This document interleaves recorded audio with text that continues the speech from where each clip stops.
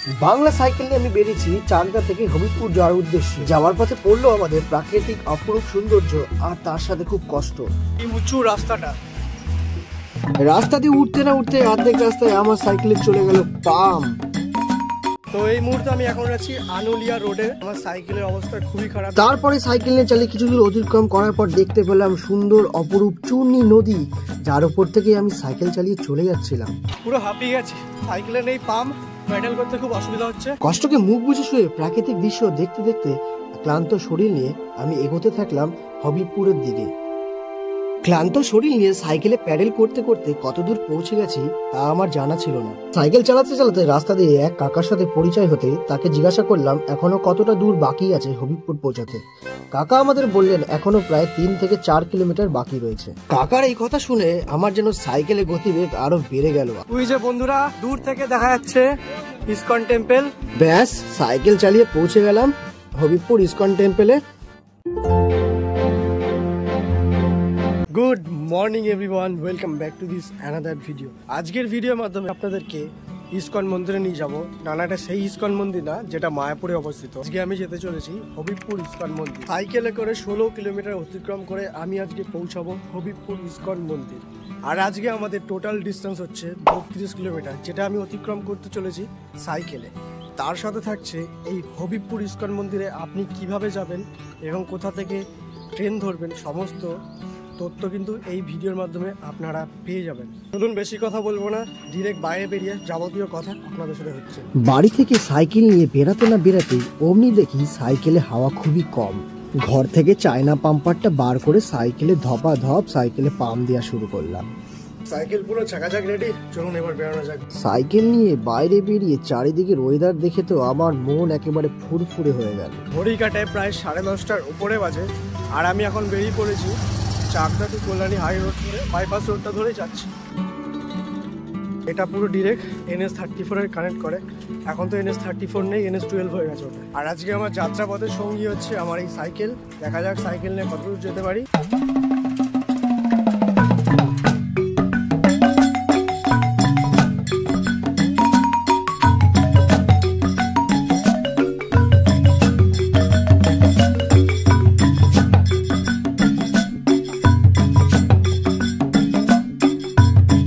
দারুণ রাস্তা, চারিপাশে ক্ষেত, দারুণ লাগছে ওয়েদারটা।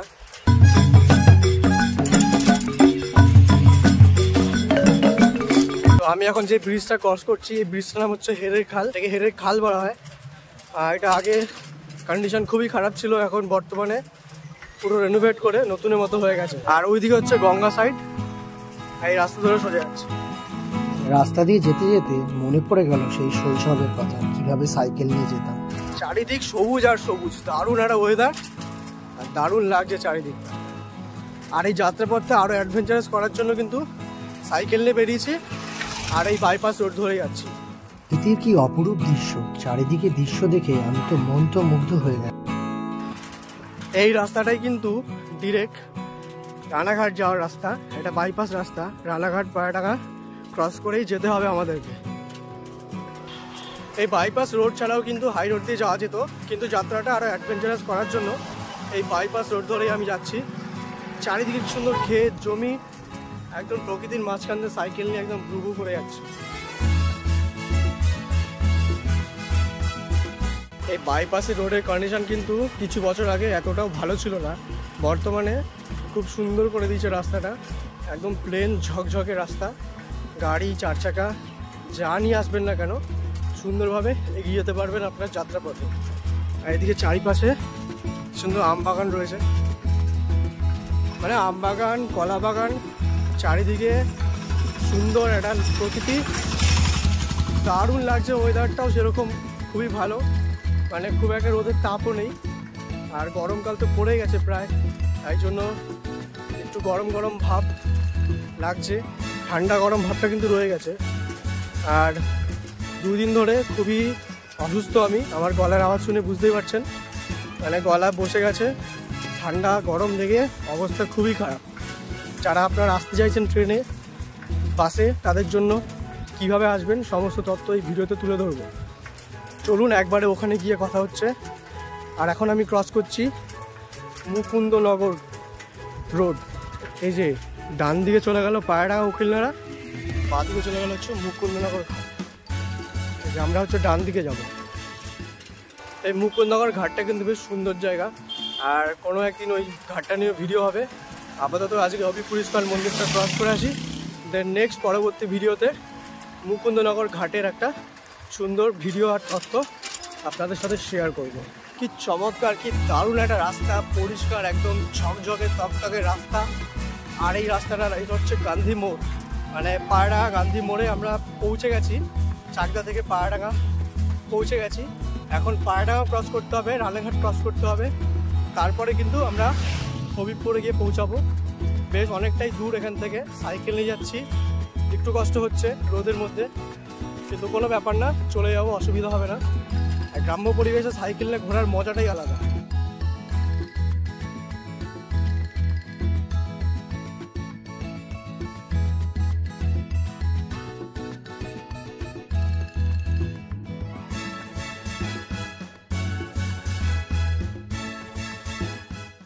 এই মুহূর্তে আমি ক্রস করছি পায়রাডাঙ্গা উকিলনাড়া মোড়। এটা 4 রাস্তার মোড়। এদিকে চলে গেল শিবপুর ঘাট, এদিকে পায়রাডাঙ্গা স্টেশন, আর আমরা সোজা যাবো রানাঘাটের দিকে। রানাঘাট বাইপাস রোড ধরে যাবো। রাস্তায় কত বাম্পার, সাইকেলে বাম্পার ক্রস করা মানে পেছনের অবস্থা খারাপ করা। আমার এই সাইকেলটা বাড়িতে প্রায় 2 সপ্তাহ উপরে পড়ে আছে, বাড়িতে চালানোর মতো লোক নেই, 4-5টা সাইকেল হয়ে গেছে। তাই সাইকেলে হাওয়াটা থাকছে না খুব বেশিক্ষণের জন্য, তাই একটু চালাতে কষ্টই হচ্ছে। হাঁপিয়ে গেছি, আর শরীরটাও ভালো নয়। কাল পরশু দিন থেকেই জ্বর ভাব, ঠান্ডা লেগেছে, কাশি হচ্ছে, তাই জন্য একটু বেশি কষ্ট হচ্ছে সাইকেলটা চালাতে। কিন্তু সাইকেল না নিয়ে আসলে এই রাস্তায় কোনো মজা নেই। গ্রাম্য পরিবেশে সাইকেল চালানোর একটা মজাই আলাদা। এই ভিডিও বানানোর সাথে সাথে কিন্তু অনেক জায়গায় ঘোরাও হয়, ভালো লাগে, একটা কষ্ট আছে, কিন্তু যখন আপনারা লাইক করেন, কমেন্ট করেন, তখন আরও বেশি ভালো লাগে, একটা মোটিভেশন আসে। তো অবশ্যই ভিডিওটা দেখার পর কিন্তু ভালো লাগলে লাইক কমেন্ট করতে হবে। আর আপাতত আমি পৌঁছাই ইস্কন মন্দির। রাস্তা দিয়ে যেতে যেতে পাশেই দেখলাম ছোট্ট একটা সুন্দর স্কুল। রাস্তা দিয়ে যতই যেন এগুচ্ছিলাম ততই যেন চারিদিকটা আরো সুন্দর হয়ে উঠছে। আকাশের ওই মেঘ, চারিদিকে পাখির কলরব আর ফুরফুরে বাতাসকে ক্রস করে আমি যেন এগিয়েই চলছি। এগোতে এগোতে দেখলাম আর একটা খাল পাড়।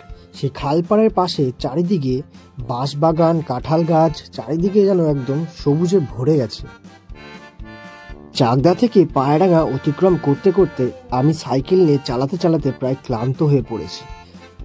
তারপরে সামনের দিকে তাকিয়ে দেখি চারিদিকে কি সুন্দর পরিবেশ, আকাশের ওই মেঘগুলো আর চারপাশে সবুজগুলো আমাকে আরো কনফিডেন্স জোগাচ্ছিল। দারুণ লাগছে পরিবেশটা, চারিদিকে সবুজ, আশেপাশে গাছপালায় ভর্তি, আর রাস্তাটা দেখুন একবার কি সুন্দর লাগছে। সুন্দর একটা বট গাছ, কত বড় একটা বট গাছ রয়েছে। তারপরে হঠাৎ আমি রাস্তা দিয়ে চলতে চলতে দেখি আমার সাইকেলে পাম্প কিন্তু একদমই কমে গিয়েছিল। এখন আমি পৌঁছালাম নন্দীঘাট কোর্ট মোড়, আর আমি ব্যাগে করে কিন্তু সাথে জল ক্যারি করছি, কেন সাইকেল নিয়ে বেরিয়েছি, অনেকটাই পরিশ্রম হবে, তেষ্টা পেয়ে যেতে পারে, তাই বাড়ি থেকে নিজেই জল ক্যারি করছি।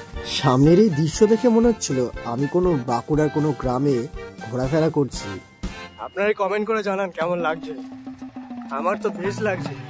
সাইকেল চালিয়ে অতিক্রম আসার পর দেখছি আমার সাইকেলে পাম্প চলে গেছে, তাই জন্য সাইকেল চালাতে খুব কষ্ট হচ্ছিল। তো এক জায়গায় থেমেছি, সাইকেলটা চেক করার জন্য থেমেছি এক জায়গায়। এই দেখুন,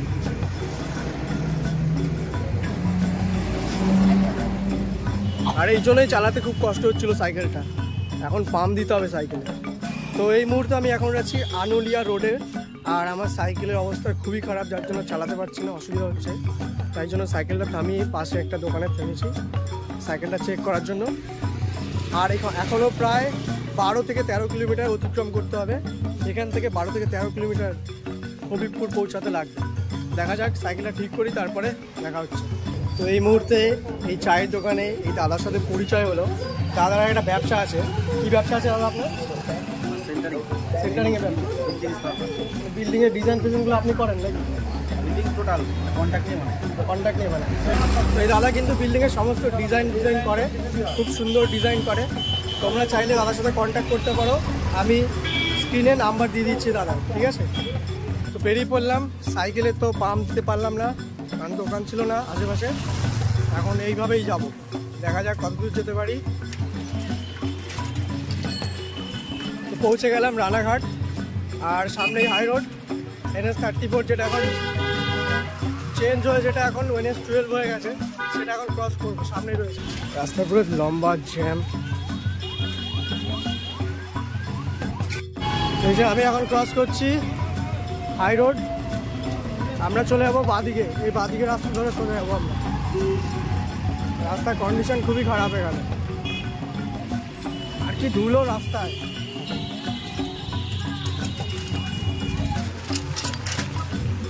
এই রাস্তায় কাজ চলছে, প্রচণ্ড খারাপ রাস্তার কন্ডিশন, আর যা ধুলোয় পুরো মুখ টুক একদম অবস্থা খারাপ হয়ে।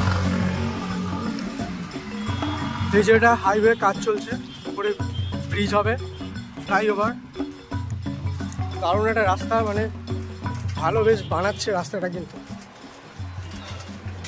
রানাঘাট আনুলিয়া রোড ক্রস করে আমরা বাঁ দিক থেকে এই হাই রোড ধরলাম, যেটা আগে NH34 ছিল, এখন যেটা পরিবর্তন হয়ে NH12 হয়ে গেছে। আর NH12 ধরে সোজা যাব। আর তোমরা যারা ট্রেনে করে আসবে সেই ততটাও কিন্তু ওখানে গিয়ে তোমাদেরকে বলছি কীভাবে ট্রেনে করে হবিবপুর ইসকন টেম্পেলে পৌঁছাবে। চলুন বাকি কথা ওখানে কি হচ্ছে। কি উঁচু রাস্তাটা,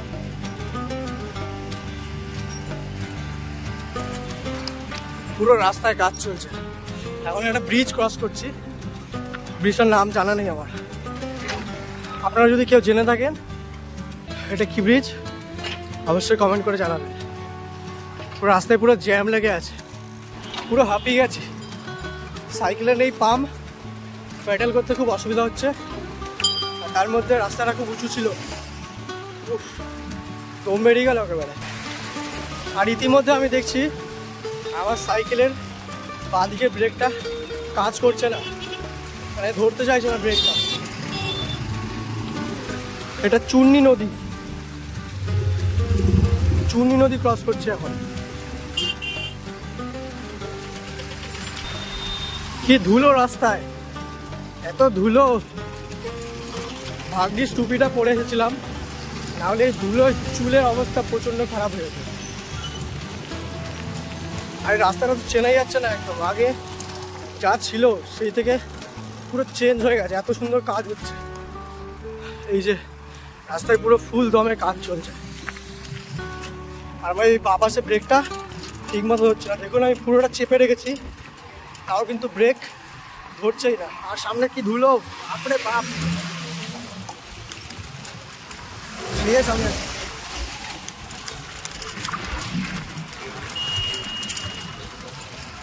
শেষ, বাপরে বাপ কি ধুলো রাস্তায়। এই যে আবার ধুলো আসছে,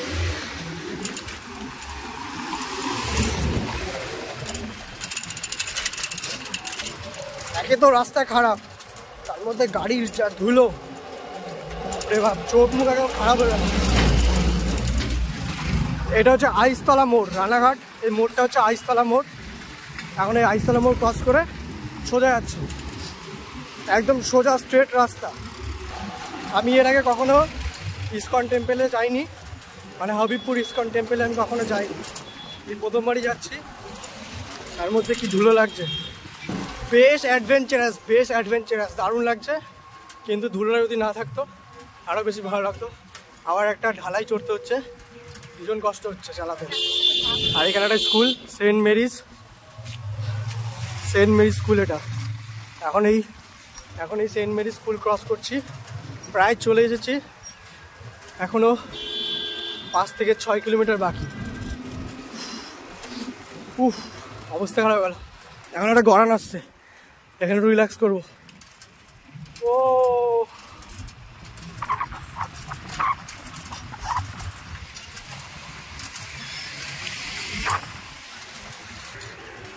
একে তো সর্দি লেগে অবস্থা খারাপ, তার মধ্যেই ধুলো, বেশি সাফোকেশন হচ্ছে আমার, নাক থেকে তো নিঃশ্বাস নিতে পারছি না, উফ দম বেরিয়ে যাচ্ছে। এখনো কতটা যেতে হবে, ওই দেখো কতটা রাস্তা। এই একটু ভালো রাস্তা শুরু হলো।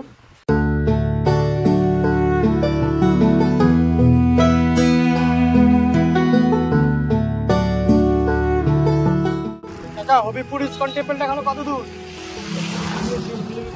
এখনো 3 কিলোমিটার।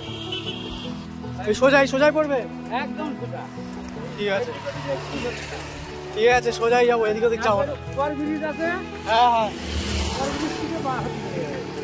ঠিক আছে ঠিক আছে, ধন্যবাদ কাকা। কোথায় মাছ বিক্রি করছো নাকি? সব বিক্রি হয়ে গেছে? এদিকেই বাড়ি নাকি? রোড দিয়ে যেতে যেতে কাকার সাথে পরিচয় হলো। কাকা আপনার নামটা? কেষ্ট হালদার। কাকা এই রোদের মধ্যে মাছ বিক্রি করে বাড়ি ফিরছে, কতটাই না কষ্ট। আমরা রোদের মধ্যে যাচ্ছি তাই কষ্ট লাগছে, আর কাকা তো মাছ বিক্রি করে এই অবস্থায় বাড়ি যাচ্ছে।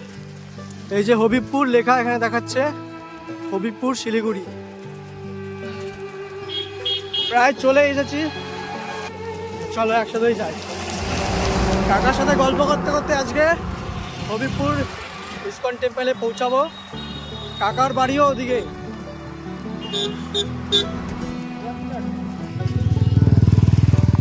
চারপাশটা দেখো কত সুন্দর লাগছে, হাই রোড আর আশেপাশে ক্ষেত জমি, হেভি লাগছে হেভি। এই প্রকৃতি ভ্রমণ করতে বেশ ভালোই লাগে। বর্তমানে কলকাতা থেকে কৃষ্ণনগর যারা যাবেন, এই রাস্তার কন্ডিশন খুব ভালো হয়ে গেছে, বেশ সুন্দর। শুধু একটু সাবধানে গাড়ি চালাবেন, কেননা রাস্তায় প্রচণ্ড ওভারটেকিং চলছে যা দেখলাম রাস্তায়। এই যে যাওয়ার পথে একটা সুন্দর রাইস মিল দেখতে পাচ্ছি। ওই যে বন্ধুরা দূর থেকে দেখা যাচ্ছে ইসকন টেম্পল, ওই যে আপনারা দেখতে পাচ্ছেন কিনা বলুন কমেন্ট করে। চলে এসেছি প্রায় 16-17 কিলোমিটার অতিক্রম করে প্রায় চলে এসেছি। এখন ইসকন মন্দিরে ঢুকবো, তারপরে যাবতীয় কথা আপনাদের সাথে শেয়ার করব, কিভাবে পৌঁছাবেন কিভাবে আসবেন। পৌঁছে গেছি, এই যে ইসকন হবিবপুর পৌঁছে গেলাম, ইসকন হবিবপুর টেম্পল। এখানে জুতো খুলে মন্দিরে প্রবেশ করবো। এই যে মন্দির,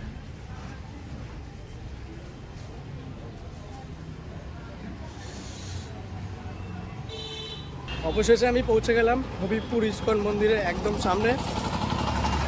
আর আমার পেছনেই হবিবপুর ইসকন টেম্পলটা। আমরা এখন এই ভেতরে প্রবেশ করব আর যাবতীয় জায়গা আপনাদেরকে ঘুরে ঘুরে দেখাবো। তো চলুন যাওয়া যাক। সবার প্রথমে তো আপনাদেরকে যখন এখানে প্রবেশ করবেন জুতো কিন্তু এই এখানে রাখতে হবে। আর আমি এই গেট ধরে এসেছি, এই গেটটা ধরে ভেতরে ঢুকেছি।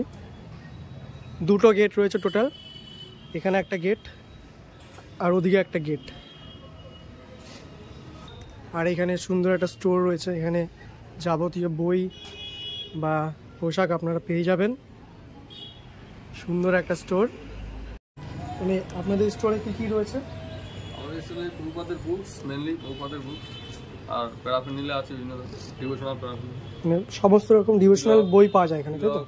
ধুতি কুর্তা এইসব আছে। কুর্তাও আছে? ধুতি আছে, কুর্তা আছে, সব। আচ্ছা আচ্ছা। আর ছবি আছে, ল্যামিনেশন বলে, ল্যামিনেশন সমস্ত ছবি আছে, সমস্ত ছবি আছে, বিগ্রহের ছবি মানে। আচ্ছা। তো আমি তো প্রথমবার এসেছি ইসকন টেম্পলে। এটা মানে কত আগে মানে এটা শুরু হয়েছে এখানে? প্রায় 20 বছর হয়ে গেছে। 20 বছর প্রায় হয়ে গেছে। তো এখানে কিছু ডিভোশনাল বুকস আছে, তো প্রভুর মুখ থেকে শুনে নেবো যে এখানে কি কি কালেকশন রয়েছে। বলুন। এখানে প্রভুপাদের মেনলি বুকস আছে, প্রভুপাদের সমস্ত বুকস পাওয়া যায়, বেঙ্গলি এবং ইংলিশ। মানে বাংলা ইংলিশ দুটোই পাওয়া যায়, তাই তো? আর অন্যান্য জগতা মহারাজের বই আছে, জীবনী আছে, প্রভুপাদের জীবনীও আছে। আর ডিভোশনাল প্যারাফিনিলে আছে, যেমন ল্যামিনেশন, ছবি, ধুতি কুর্তা, ব্যাগ আছে, ইত্যাদি ইত্যাদি। ঠিক আছে, কপিডেস আছে ইত্যাদি। আর তুলসীমালা আছে। তুলসীমালা আছে, এটা মেন, তুলসীমালাটা মেন। আর একটা জিনিস এখন বিশেষ চলছে, সেটা হলো গিয়ে টিওবিপি মন্দির উপলক্ষে, মায়াপুরের মন্দির উপলক্ষে গীতা লেখন চলছে। এটা গীতা লেখন, আর এটা হরিনাম। এটা নতুন এসেছে নাকি? হ্যাঁ, এটা চলছে। মানে আপনারা প্রত্যেকদিন গীতা লিখবেন এবং যখন আচ্ছা আচ্ছা আচ্ছা আচ্ছা আচ্ছা লেখাটা যখন শেষ হবে তখন আমাদের কাছে হচ্ছে জমা দিতে হবে আমার। তাহলে আমরা মন্দিরে জমা দেবো আচ্ছা আচ্ছা এবং এই বইটা ফেরত আসবে। হরে কৃষ্ণ মন্ত্র লেখার বইটা ফেরত চলে আসবে, এটা আপনার কাছে। এটা মানে এটা নিয়ে যেতে পারে? এটা না, এটা মন্দিরে থেকে যাবে, আর গীতাটা আপনার কাছে থেকে যাবে। এই দুটো গীতা বই থাকবে আপনার কাছে। এটার জন্য কি কোনো মানে পে করতে হয়? হ্যাঁ হ্যাঁ, রেজিস্ট্রেশন করতে হবে, 333 টাকা ডোনেশন দিতে হবে। 333 টাকা ডোনেশন, আর এখানে রেজিস্ট্রেশন করতে হবে, তাই তো? রেজিস্ট্রেশন ফি দিতে হবে। আচ্ছা আচ্ছা, এটা এখন চলছে, মন্দিরকে সাহায্য করেছে। আচ্ছা, আসলে আমার বাড়িতেও কিন্তু মানে দীক্ষা শিক্ষা নিয়ে আছে, আমারও তুলসী মালা ছিল, আচ্ছা আচ্ছা, ছিঁড়ে গেছে মালাটা। তো এখানে আপনারা যদি আসেন তাহলে এই যে সুন্দর একটা পবিত্র গীতা লেখন একটা ডায়েরি পেয়ে যাবেন। এখানে এটা জমা নিয়ে আবার প্রসাদী করে ফেরত দেওয়া হবে, ঠিক আছে? ভগবানকে অর্পণ করে ফেরত দেওয়া হবে। এখানে আপনারা লিখতে পারেন, এখানে এই ডায়েরিতে গীতার সম্বন্ধে লিখতে পারেন, আর এখানে আর একটা গীতার শ্লোক লিখতে পারেন এখানে। আর এখানে রয়েছে একটা হরে কৃষ্ণ মন্ত্র, এটা মন্দির থেকে যাবে, এটা কখনো ফেরত দেবে না। আচ্ছা, এটা মন্দিরে থেকে যাবে, আর এটা আপনারা নিয়ে যেতে পারেন। এই দুটো টোটাল পড়বে হচ্ছে 333 টাকা, মানে এটা আপনার ডোনেশন চার্জ পড়বে এখানে। তো আপনারা যারা আসছেন এই ভিডিওর মাধ্যমে যারা আসছেন তারা অবশ্যই এখানে এসে এই গীতাগুলো নিয়ে যেতে পারেন। আর যাবতীয় জিনিস বাইরে গিয়ে আপনাদেরকে দেখাচ্ছি। দাদা, আপনার নাম কি? সুমিত মজুমদার। সুমিত মজুমদার, নমস্কার। আমি এখন প্রায় ঘড়ি কাটায় 12:30টার কাছাকাছি বাজে, আর সবার আগে আমি কুপনটা কেটে নেবো, কেননা কুপন যদি না কাটি পরে কিন্তু পাওয়া যাবে না। আর এখন কীর্তন হচ্ছে ভেতরে, তোমাদেরকে সেগুলো দেখাবো। তো এখান থেকে আমরা কুপন কাটবো, মানে খাবার কুপন। এখান থেকে কুপন দেয় তো? তো কী কী আছে কুপনে?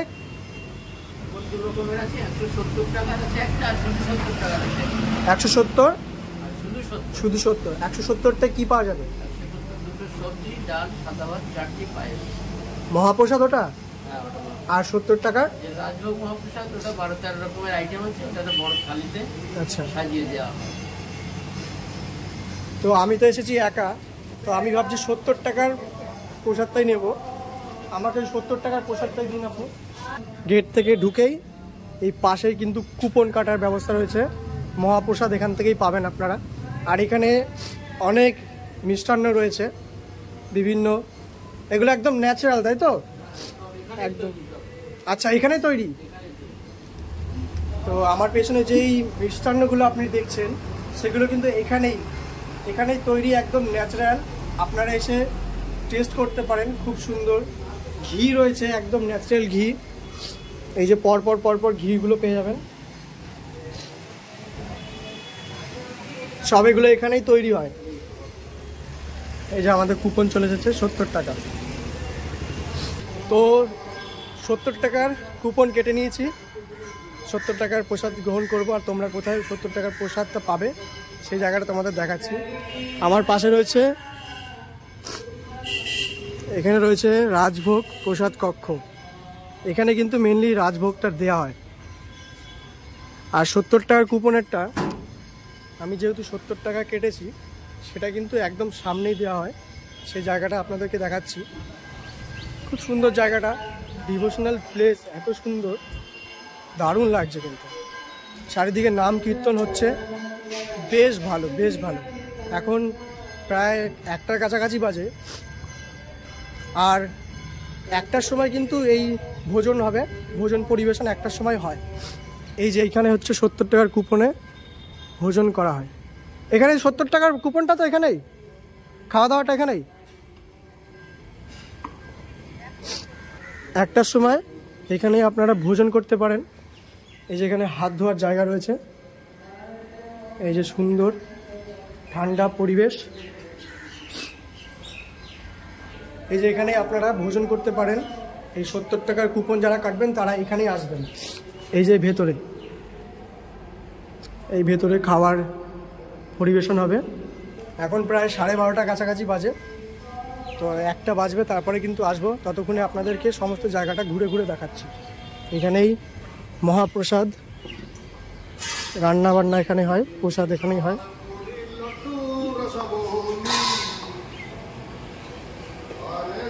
আর আমি কিন্তু খালি পায়ে ঘুরছি, যেহেতু ডিভোশনাল প্লেস, তাই চেষ্টা করবেন খালি পায়ে ঘোরার, পবিত্র স্থান।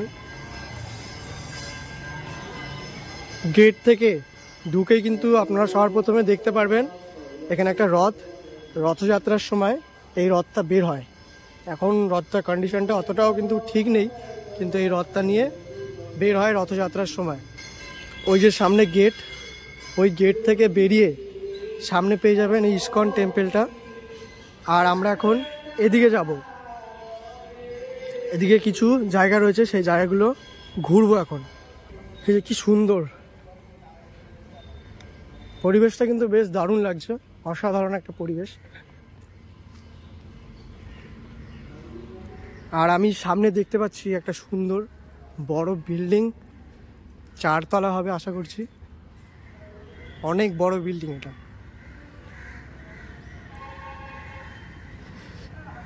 আমার পেছনে রয়েছে থাকার সুব্যবস্থা, এখানে 4 তলা একটা বিল্ডিং, সুন্দর জায়গা, পিসফুল, একদম ডিভোশনাল। আর আপনাদেরকে পুরো জায়গাটা ঘুরে দেখাচ্ছি। আর এখানে সুন্দর একটা ফুলের গার্ডেন রয়েছে, বিভিন্ন ফুল এখানে রোপণ করা হয়েছে, দারুণ লাগছে ফুলগুলো।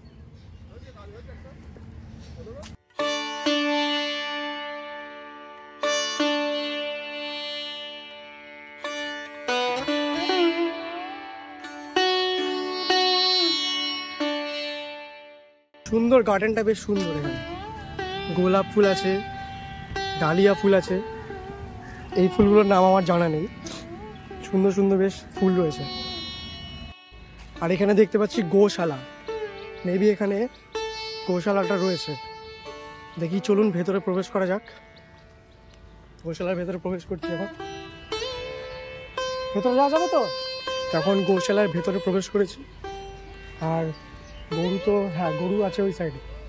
এই যে গোশালার ভেতরে জায়গাটা ঠিক এরকম, এখানে ঘেরা রয়েছে, পুরো পাঁচিল দিয়ে পুরো জায়গাটা ঘেরা।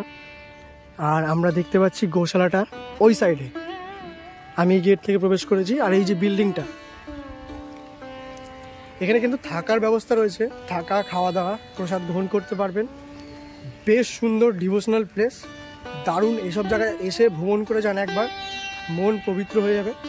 এখন আমি গোশালার ভেতরে প্রবেশ করেছি, কারণ গোশালাটা আপনাদেরকে ঘুরে ঘুরে দেখাচ্ছি।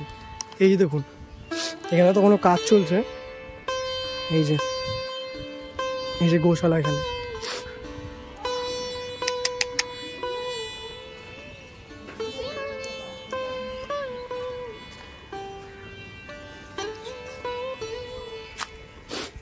গোশালা, এখানে গরু খাদ্য গ্রহণ করছে।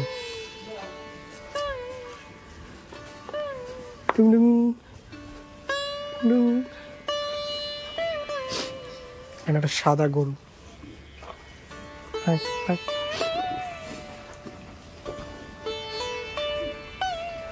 বেশ কিছু গরু দেখতে পাচ্ছি, 20-25টার ওপরে তো হবে।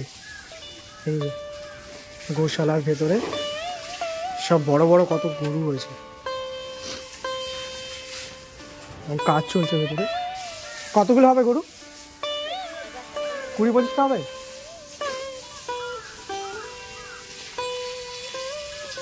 সেই গৌশালার ভেতরে কিন্তু 20 থেকে 25টার মতো গরু রয়েছে।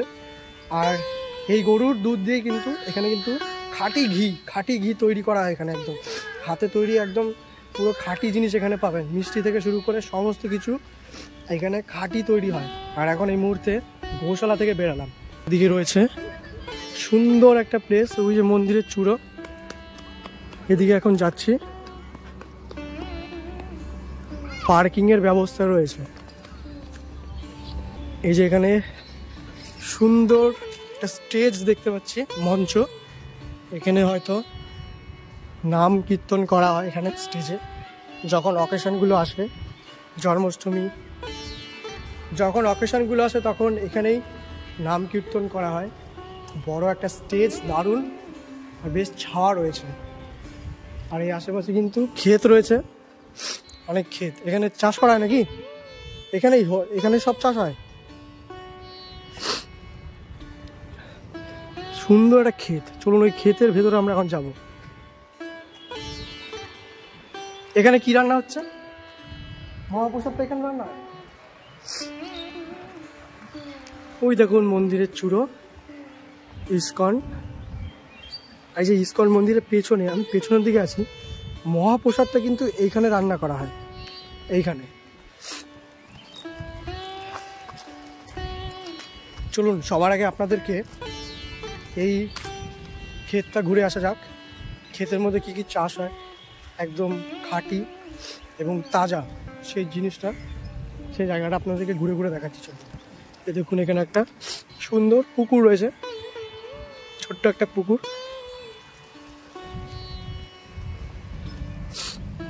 আর এই দেখুন ভেতরে প্রবেশ করা যাবে কিনা জানি না, দেখা যাক। মনে হয় না যাবে, আটকানো আছে, থাক গেলাম না ভেতরে। দেখুন এখানে ফুলকপি চাষ হচ্ছে, ফুলকপি, বাঁধাকপি, ওখানে ছিম চাষ করা হচ্ছে, সমস্ত সবজি এখানে চাষ করা হয়। এই ইস্কন মন্দিরে একদমই পেছনে এখানে একটা গার্ডেন রয়েছে, যেখানে সবজি, সমস্ত টাটকা সবজি চাষ করা হয়। আর পাশেই একটা পুকুর রয়েছে। খাওয়া দাওয়া সেরে এই নির্জন দুপুরে পুকুর পাড়ে কিন্তু সময় কাটাতে পারেন, বেশ ভালো লাগবে। দারুণ একটা জায়গা। যেখানে আপনাদেরকে দেখালাম 70 টাকার কুপন, এখানে 170 টাকার কুপনের রন্ধন চলছে। আর যেখানে 70 টাকার কুপন, তার পাশেই কিন্তু রন্ধন কক্ষ রয়েছে। এখন প্রায় 1টার কাছাকাছি বাজে। এখন ভেতরে প্রবেশ করব। কি কি যাবতীয় প্রসাদ রয়েছে সেগুলো এই ভিডিওতে তুলে ধরার চেষ্টা করব। আর আপনারা যারা গাড়ি নিয়ে আসছেন, 4 চাকা, বাইক, পার্কিংয়ের সুব্যবস্থা রয়েছে। এবং এছাড়াও কিন্তু যারা বাসে করে আসছে তাদেরও বাস রাখার জায়গা রয়েছে। বিভিন্ন অকেশনগুলোতে এখানে লোক আসে। আর বাসে রাখার চার্জ হচ্ছে 100 টাকা, টোটো, অটো 10 টাকা 20 টাকা, সাইকেল 5 টাকা, বাইকে 10 টাকা, এরকম করে কিন্তু চার্জ হয় এখানে। হবিবপুর ইস্কন টেম্পেলটা প্রায় 50 একর জমি নিয়ে গঠিত। পুরোটা একদম 50 একর জমি, অনেক বড় এলাকা, অনেক বড় জমি। তার মধ্যে পুরো এই ইস্কন টেম্পেলটা অবস্থিত।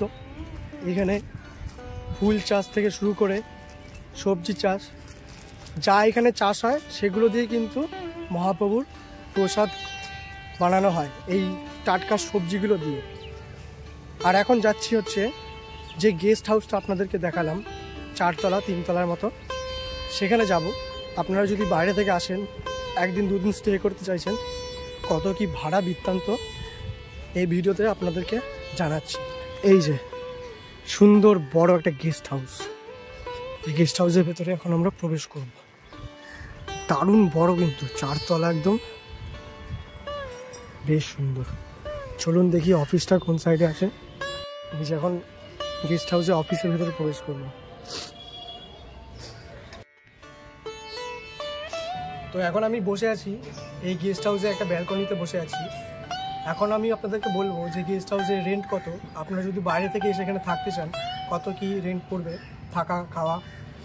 তো আপনি যদি এসি রুম নেন তাহলে আপনার 1000 টাকা পড়বে, 4টে রুম পাবেন সাথে।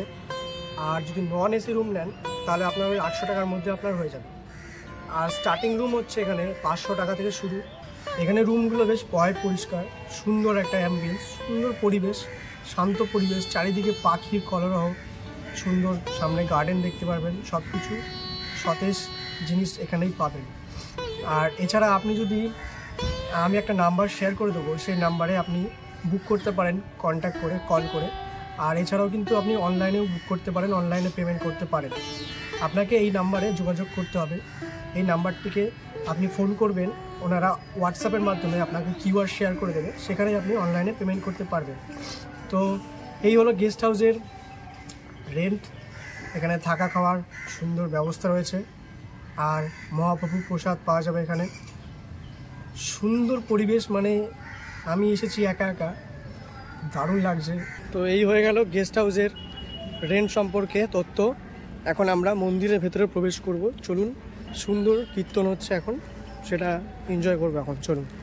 জায়গাটা কিন্তু বেশ পরিষ্কার, দারুণ লাগছে। গাছের কি সুন্দর বোল এসেছে, এটা আম গাছ, আমে বোল ধরেছে, দারুণ লাগছে।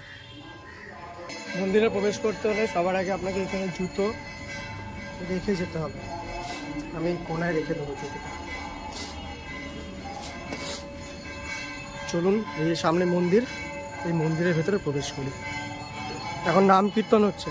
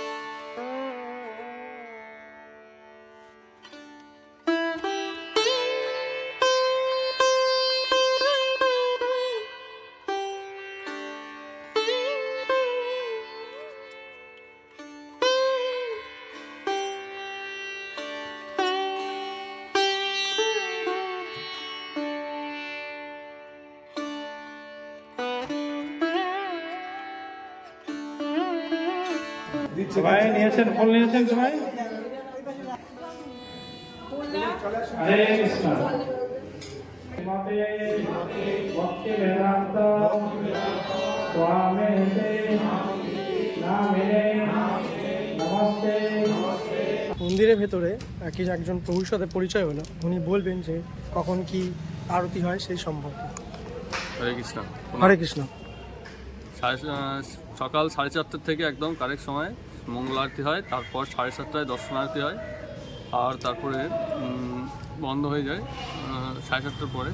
4:30 পরে বন্ধ হয়? 4:30 পরে বন্ধ হয়, তারপরে আবার 7:30টায় খুলে, তখন সেটা দর্শন আরতি বলে। দর্শন তারপর আরতি, গুরু পূজা হয়, তারপর ক্লাস হয় 8টা থেকে ক্লাস। ক্লাস হয় এটা কিসের উপর? গুরু পূজা 7:30টার সময়, দর্শন আরতির সময় হয়, গুরু পূজা হয় সেটাই। তারপর ক্লাস হয় 8টা থেকে, ভাগবত ক্লাস, সেটা শেষ হয় 9টায়। 9টার পরে প্রসাদ দেওয়া হয়, তারপর তখন খোলা থাকে মন্দির, তখন দর্শন খোলা থাকে। তারপরে আবার বন্ধ হয় 12টার দিকে, তারপর আবার ভোগ আরতি হয় 12টা, 12:30। এই যে এখন যেটা হলো ভোগ আরতি হলো, এখন ভোগ আরতি হবে এখন 12:15 থেকে শুরু হয়, 1টা পর্যন্ত খোলা থাকে, তারপর বন্ধ হয়ে যায়। তারপর আবার 4টায় খোলে, 4টের সময় আবার দর্শন, মানে ওটা একটা দর্শন আরতি, হ্যাঁ ওটা হয়, ওটা 4টের সময় হয়, শেষ হয়। আচ্ছা, এই যে যারা মানে আসছে বাইরে থেকে, টুরিস্ট আসছে, সেখানে তো থাকার ব্যবস্থা রয়েছে, গেস্ট হাউস আছে। আর তাছাড়া যারা ক্লাস হয় যেটা বললেন, তারাও কি ক্লাসটা অ্যাটেন্ড করতে পারে? সবাই ক্লাস করতে পারে, জেনারেল পাবলিকের জন্য। আচ্ছা, জেনারেল পাবলিকের জন্য। তো আপনারা যারা বাইরে থেকে আসছেন তারা কিন্তু এই গেস্ট হাউসে থাকতে পারেন।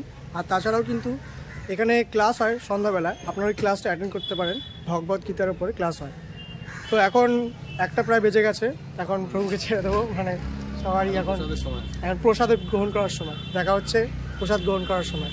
প্রসাদ গ্রহণের ঘন্টা প্রায় পড়ে গেছে, এখন 1টা বেজে গেছে। তো এখন যাবো প্রসাদ গ্রহণ করতে। আমরা নর্মাল কুপন কেটেছিলাম 70 টাকা, মহাপ্রসাদটা গ্রহণ করতে পারছি না, কিন্তু 70 টাকার কুপনে যা পাবো যে প্রসাদটা, সেই প্রসাদটা গ্রহণ করবো। চলুন ওখানে গিয়ে দেখা হচ্ছে। এই যে ঘন্টা কিন্তু বেজে গেছে, এখন যাব প্রসাদ গ্রহণ করতে। 70 টাকা কুপন যাদের আছে তারা এই কক্ষতে আসবেন, আর যারা মহাপ্রসাদ গ্রহণ করতে চাইছেন তারা পেছনের কক্ষ গেটের পাশেই রয়েছে। চলুন এখন ভেতরে যাওয়া যাক, ভেতরে গিয়ে প্রসাদ গ্রহণ করা যাক। এই যে বাইরে থেকে হাত ধুয়ে নেবো এখন, চলুন ভেতরে যাব। হরে কৃষ্ণ।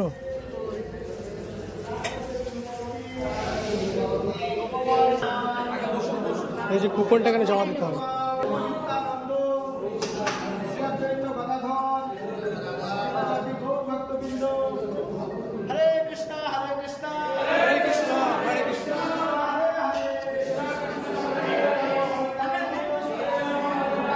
এই যে সব এখানে বসার জায়গা রয়েছে।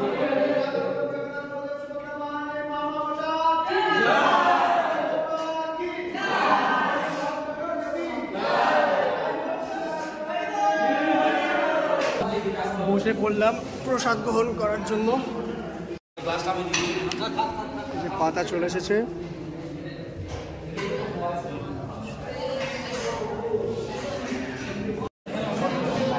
এখানে কিন্তু প্রায় প্রতিদিনই বেশ ভালোই লোক হয়, প্রসাদ গ্রহণ করতে অনেক দূর দূরান্ত থেকে মানুষরা আসে। এখন খেতে বসেছি, খাওয়া দাওয়া হবে, তারপরে বাসন। এখানে কিন্তু নিচে বসারও জায়গা রয়েছে আর এখানে বেঞ্চে বসার জায়গা রয়েছে। যারা পায়ে ব্যথা একটু অসুস্থ বোধ করছেন তারা কিন্তু এই বেঞ্চে বসে খেতে পারেন। তো এখন প্রসাদ গ্রহণ করে একটা টোটোতে এসে বসেছি। তো এই কাকার টোটো, কাকার বাড়ি হচ্ছে তারাপুরে। কাকাও এসেছে এখানে ঘুরতে, সুন্দর একটা প্লেস। আর আমাদের প্রসাদে ছিল 70 টাকা কুপনে, ছিল ডাল, বাঁধাকপি, তারপরে ছিল হচ্ছে এঁচোড়, আর এই কটাই ছিল সবজি, আর একটা প্রসাদ দিয়েছিল কলাই ডাল দিয়ে একটা সুন্দর একটা প্রসাদ হয়েছিল, আর লাস্টে চাটনি, পাঁপড়, পায়েস। 70 টাকা কুপনে কিন্তু আপনারা এইসব জিনিসই পাবেন। আর মহাপ্রসাদ আছে সেটা 170 টাকা, সেখানে হয়তো আপনি একটু বেশি জিনিস পাবেন প্রসাদে। আর মহাপ্রসাদের রান্নাঘরটি আলাদা, আর নর্মাল যেটা 70 টাকা কুপন সেখানে রান্নাঘরটি সম্পূর্ণ আলাদা। তো ভালোই খাওয়া দাওয়া করেছি, খাওয়া দাওয়া করে এখন জাস্ট ছাওয়ার নিচে দাঁড়িয়ে আছি, একটা টোটোতে বসে আছি, ভালো লাগছে। আপনারা যারা ভিডিওর মাধ্যমে আসছেন তারা অবশ্যই এখানে এসে ভ্রমণ করুন, সুন্দর ডিভোশনাল প্লেস। এবার আপনাদেরকে বলবো যে এই প্লেসটাতে আসতে হলে আপনাকে কিভাবে আসতে হবে। তো এবারে আপনাদের বলে রাখি, এই জায়গাতে ইসকন মন্দিরে পৌঁছাতে গেলে আপনাকে কিভাবে আসতে হবে। আপনি যদি শিয়ালদা থেকে বা কলকাতা সাইড থেকে আসছেন তাহলে আপনাকে শিয়ালদা স্টেশনে পৌঁছাতে হবে। শিয়ালদা স্টেশনে পৌঁছে আপনাকে শান্তিপুর নাহলে কৃষ্ণনগর এই দুটো ট্রেনের মধ্যে যে কোনো একটি ট্রেন ধরতে হবে। ট্রেনের টাইমটি আপনি অ্যাপের মাধ্যমে দেখে নেবেন কখন কোন ট্রেন আসে। চেষ্টা করবেন সকাল সকাল এখানে প্রবেশ করা। এখানে 12:10 থেকে শুরু হয় কীর্তন শুরু হয়ে যায়, এবং তারপরে কিন্তু 1টা থেকে এই মহাপ্রসাদ গ্রহণ করা হয়। তো আপনি শান্তিপুর বা কৃষ্ণনগর এই দুটো ট্রেনের মধ্যে যে কোনো একটি ট্রেন ধরে আসতে পারেন।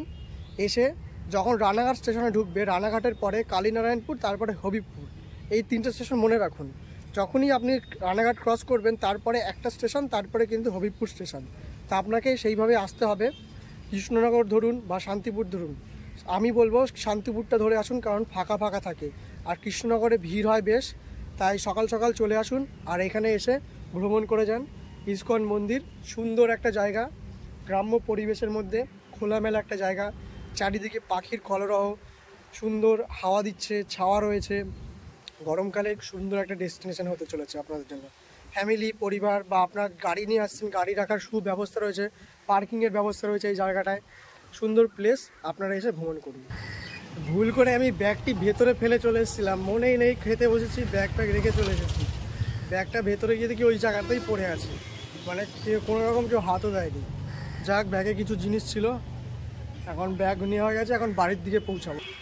তো অবশেষে বেরিয়ে পড়লাম হবিবপুর ইসকন টেম্পল থেকে। এখন বাড়ি যাওয়ার পালা, সেই রাস্তা, সেই একই রোড, আর দেখালাম না তোমাদেরকে। তো আশা করছি ভিডিওটি সকলের ভালো লেগেছে। যদি ভিডিওটি ভালো লেগে থাকে তাহলে অবশ্যই কিন্তু একটা লাইক করো, কমেন্ট করো, আর চ্যানেলটি সাবস্ক্রাইব করে জুড়ে যেও আরও এরকম ট্রাভেলিং আর ইনফরমেটিভ ভিডিও দেখার জন্য। তো টাটা অ্যান্ড গুড বাই।